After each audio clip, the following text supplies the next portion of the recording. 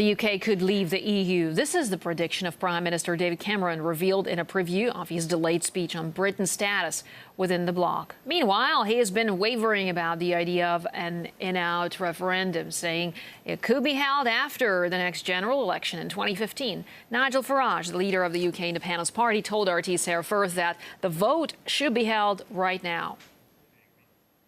Due to the ongoing hostage crisis in Algeria, involving a number of British nationals amongst others, the Prime Minister had to postpone that long-awaited-for speech on Europe. But nonetheless, some extracts of what he was expected to say in that speech have been revealed. Well, to speak to us more about that, we're outside Europa House in London to talk to the leader of the UK Independence Party, Nigel Farage, the party that says we're better off out the EU. So, Nigel, some of the extracts are revealed, quite a positive tone to that. Did that surprise you?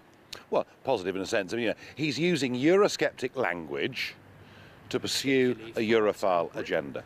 It's exactly what Harold Wilson did 40 years ago. This speech is happening because of the rise of UKIP, and the rise of UKIP has led to massive discontent on the backbenches in the House of Commons and amongst the Conservative Party in the whole country. That's what he's responding to.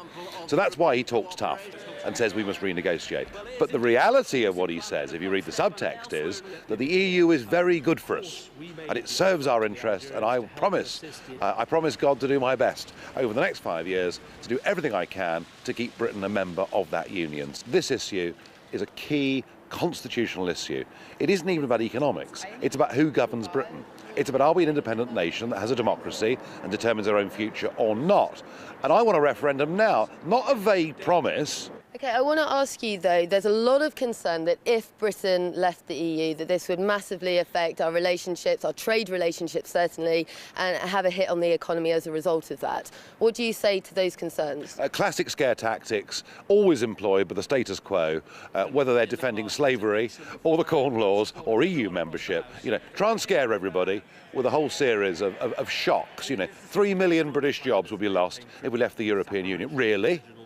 Really, we import massively more from the EU than we sell to them. Would Mercedes stop selling cars in Britain if we left the EU? Well, I think we all know the answer to that. And you're saying that Britain should be looking to trade outside the EU to build those links? What I'm saying is this, that Europe is ageing.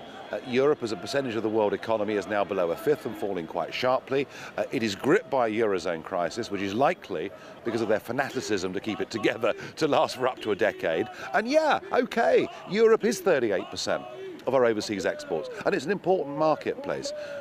But the rest of the world is even more important to us, and we're impotent because we're stuck inside this old-fashioned 19th century concept of a customs union. We cannot make our own trade deals anywhere else in the world. Let's have a free trade deal with Europe like the Swiss do, and let's re-engage with the rest of the world. We've obviously this latest postponement for totally understandable reasons, but obviously we've seen a number of delays already. What do you think about that, the fact that this is such a huge issue and we've just had no clarity whatsoever on it? You know, I've been waiting for years for this speech. Another couple of weeks doesn't matter too much. Thank you very much for joining us, Nigel Farage.